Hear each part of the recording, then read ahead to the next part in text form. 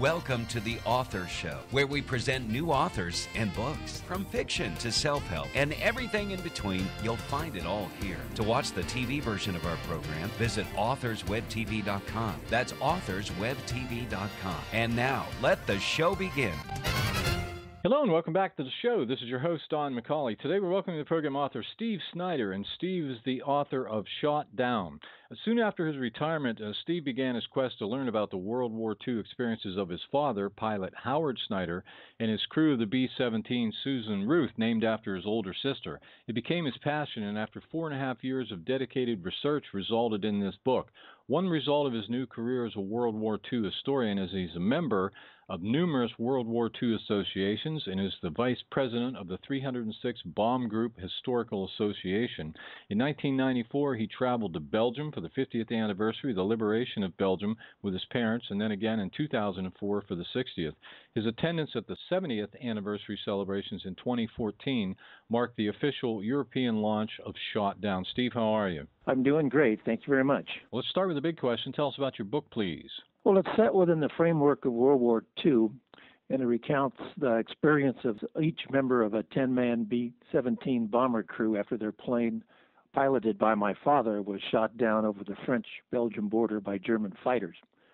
The first half of the book pretty much builds up to the day the plane was shot down, and the second half goes into detail about what happened to each member of the crew and about all the Belgian people that risked their lives to help them. Now, who did you write your book for specifically? Well, I definitely wanted it to appeal to World War II buffs and historians, but I didn't want it to be just another war book for guys. I also wanted it to appeal to the general public as well, to people who really knew little or cared little about the war. I wanted it to also be a personal story about the people and the human spirit that could appeal to other readers as well. And readers have told me that it has the details, information of a history book, but it reads like a novel. Now, could you say there's any type of central message or perhaps underlying theme that you could say runs throughout the book? It's about the sacrifice of young men during World War II who really gave all to preserve freedom.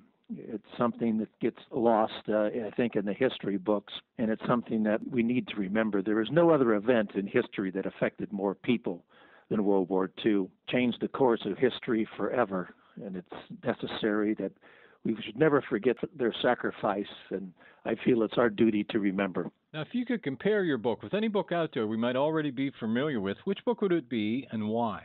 Probably two, actually. The first would be Unbroken, because it's about hardship, courage, and the human spirit, and the other would be Band of Brothers, because it's about camaraderie and sacrifice. So tell us about your father. Well, my dad was a special guy. He was a devout Christian and really dedicated to his family, a very hard worker, driven to succeed. He was very firm in his beliefs and had a strong personality. My sisters and I often compared him to John Wayne or James Arness from the TV show Gunsmoke. Like most veterans, though, he didn't really talk too much about his World War II experiences until 1989, when a memorial was built to my father and his crew in Mackinac, Belgium. And he and the remaining members that were still alive went over for the dedication, and he was reunited with members of the underground who hid him and saw places where he was hidden, and that brought it all back. And from that point on, he started talking about it more. Now, the name of the plane in this book was Susan Ruth. Explain the name of the aircraft. Well, Susan Ruth is my oldest sister. She was 1 year old at the time that he went overseas, and my father was the first pilot of the crew. There's a 10-man crew. Being the first pilot, he was the commander of the plane and the crew, and as such, he had the final say on what the plane was named, so he named it after his daughter. My mother's name was Ruth, so that tied in too. And of the 10-man crew, there were only 3 members who were married, and my dad was the only one who had a child. And what did you learn from doing the research about the United States Army Air Corps in 42 and 43? Well, I did a ton of research, downloading declassified military documents, reading book after book about the air war in Europe. So I gained a tremendous amount of knowledge about the Army Air Corps, but also about the 8th Air Force and the 306 Bomb Group specifically.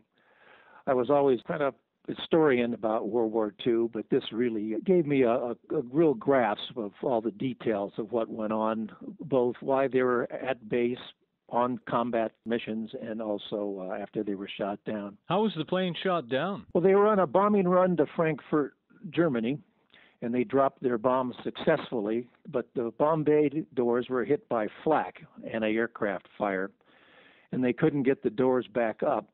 And as a result, they lost airspeed because of the drag on the plane, and they could not keep up with the formation heading back to England.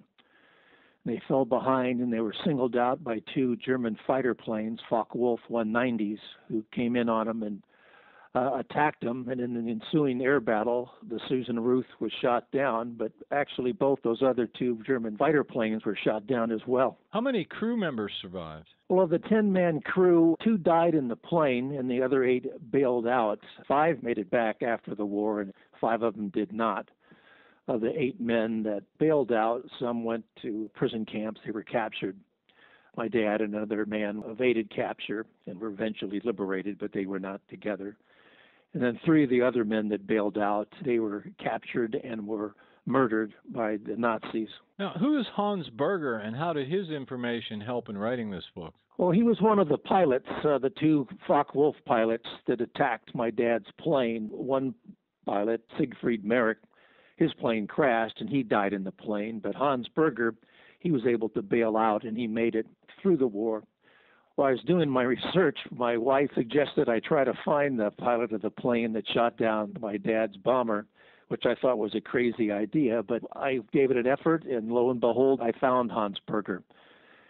Fortunately for me, he was a translator after the war, so speaks perfect English, and I communicated with him over the internet and by telephone. And he gave me some wonderful insights about what it was like to go up against the 8th Air Force during World War II. He's 92 years old now, lives in Munich, Germany, and he's a great guy. So what would you say has been your most rewarding experience since publishing this book? One of the most rewarding was locating and developing friendships with relatives of the Susan Ruth crew members. We have a special bond that unites us. It's also very gratifying that readers become really interested in learning more about their vet, whether it be a father, an uncle, or grandfather. It kind of makes them curious about their relative who fought in the war. Most people know very little about their relative. And I do a lot of public speaking, and it's also really rewarding to meet a lot of people and hear their stories about the war. And I've just gotten an overwhelming positive response from readers. It's really very humbling to receive their comments and reviews, whether it be on Amazon or Goodreads. I receive emails, personal letters, even telephone calls. And it's really nice to know that Shot Down is resonating with its readers and that they really realize and value the message that it's meant to convey. How would you describe your writing style? Pretty much similar to the way I talk. I wasn't a writer by profession, so I don't speak or write in any flowery prose. My writing is pretty direct and to the point, and as a result, readers find the book pretty easy to read. It's a pretty quick read. One thing I didn't want to do is embellish the story in any way by adding personal interpretation or my feelings to it. I thought the story was so compelling by itself that it could stand at its own. Now, most authors have a specific reason for writing a specific book. What was your reason for writing this book? Well, after I retired, I had the time to really delve into my dad's war history in further detail, and it was never my intention to write a book. I just wanted to find more information about it and kind of organize everything. But after years of research, reading book after book, going on the internet, attending veteran reunions, hearing their stories, I came to the realization that this story is so unique and so compelling that it just had to be told and people needed to read about it. So that's why I wrote a book. If you had to choose, what part of this book would you say you personally like best? I really couldn't pick just one part in the book. Probably, though, if I was pinned, I'd have to point to the brave Belgian people that risked their lives to shelter and help my dad evade capture. Those people were unbelievably brave. They were risking their lives and those of their family. And several of his helpers were sent to prison camps, and some of them even died. So that is really a personal story and a human interest that really got to me. Other than selling the work, of course, is there anything else you hope to accomplish with it? Well, my goal is to have it be a nationally known book. It's basically all I do these days is just try to promote it, try to get exposure. I don't intend at this point to write another book. I guess, like any author, it'd be nice if it was made into a movie, but that's down the road. I didn't do any of this for any monetary reasons. I just wanted the story to be told. If it could be made into a movie, though, my youngest son's an actor, so that would really be a dream come true if he could be in the movie. In your opinion, who should buy your book? Well, certainly anyone that is interested in World War II history, especially the air war in Europe. And also people in age group of 45 on up who knew a vet and a member of their family. Most people, as I mentioned earlier, know very little about the war experiences of their vet. And I'm often told that by reading the book, they find out what it was like for their veteran, whether it was on the base, life in England during the war, what it was like on combat missions. So they get a real feel for what their loved one went through. Well, time is getting very short, so the most important question, where can readers find you and your book? Well, the book's available on Amazon, also at Barnes & Noble stores. Really, any independent bookstore can order the book. Also, it's available in most of the major Air and War Museum gift shops in the United States. It's even in the Smithsonian Air and War Museum in Washington, D.C. Could you spell your name for us, please? At Steve Snyder. Snyder. My website is stevesnyderauthor.com. I'm also on social media, on Twitter. That's ShotDownB17 is my handle. On Facebook, Steve Snyder, author of Shot Down. Well, this has been just great. Our guest today has been Steve Snyder, and he's the author of Shot Down. Steve, thanks very much for being with us today. Well, thank you very much. It was my pleasure. February 8th, 1944. I threw the extinguisher down, climbed back from between the seats where I had been standing, held the emergency switch on, and began calling through the interphone for the crew to jump. Bursting of the Focke-Wulf's 20mm cannons around our ship was the first indication that we had been singled out. Then the celestial dome blew up in front of me. After that, I could hear 20mm striking and exploding as they hit the ship. Pieces of equipment and parts of the ship were flying about, striking my feet and legs. When the oxygen cylinders exploded, I didn't realize what had happened. The noise of the explosion was muffled by my helmet and headset, but the concussion stunned me for a few moments. Someone lighting a match in a gas-filled room would cause much the same effect as the explosion. Only, instead of flames decreasing immediately after the explosion, they seemed to continue all around us with the same intensity. In a half-dazed state, I became slowly conscious that the entire cockpit was filled with smoke and flames. I must have been knocked unconscious for a period of time. It was difficult to see through the smoke and flames, but I could see the terrified face of Ike, his eyes almost out of his head, looking crazily around him as he tore frantically at his flak suit and safety belt. I think Holbert had already jumped as I couldn't see him at all.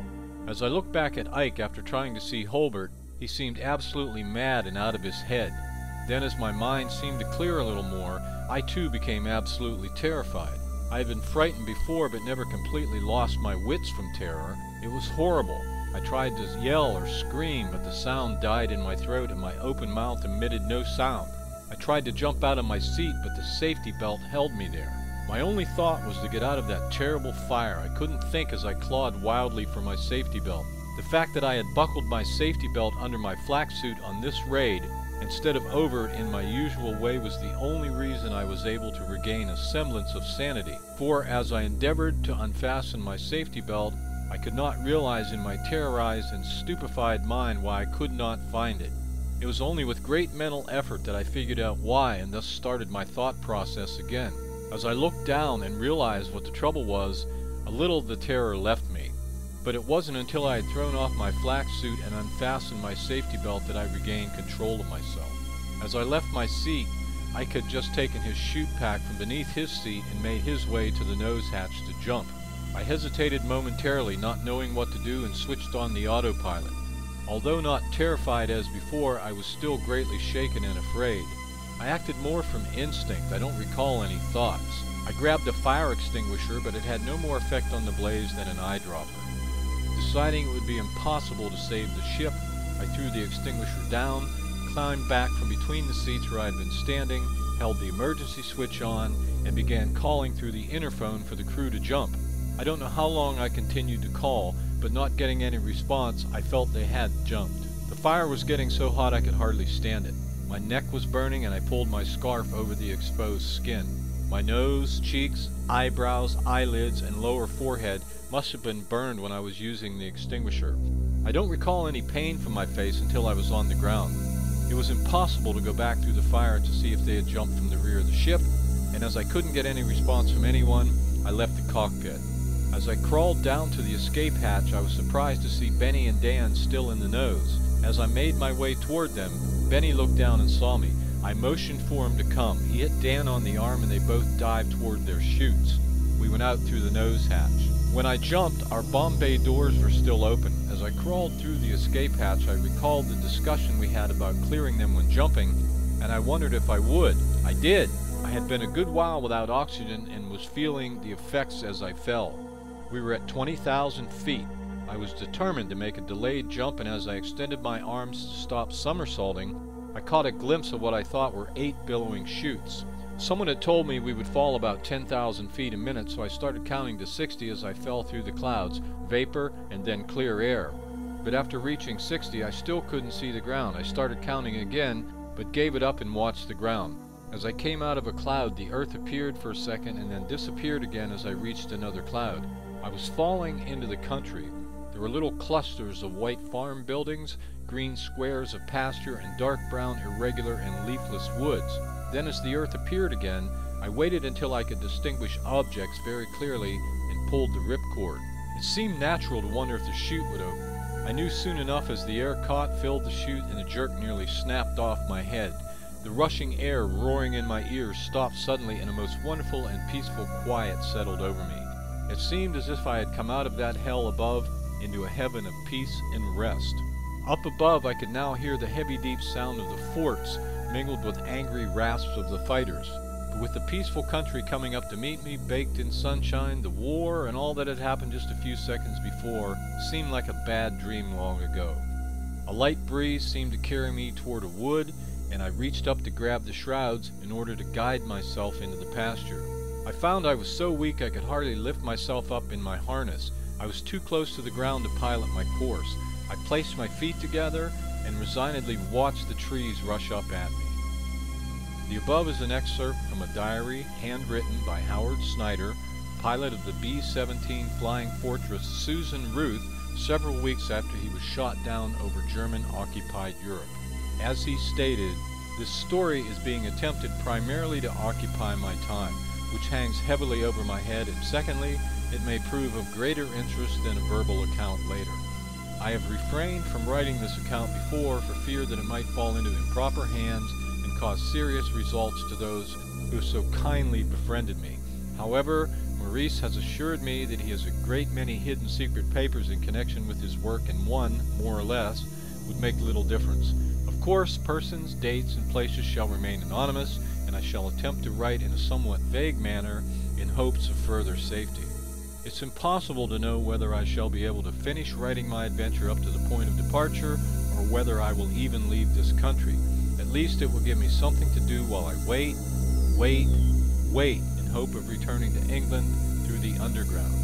After the war, Howard's diary was given to Lieutenant Jack Creek, U.S. Army 385th Anti-Aircraft Artillery by Maurice, whom Howard mentioned in his diary, in Ghislaine, Ballot, in Charleroi, Belgium. Lieutenant Creek mailed it to Howard's wife, Ruth Snyder, on July 4th, 1945, from Cuxhaven, Germany.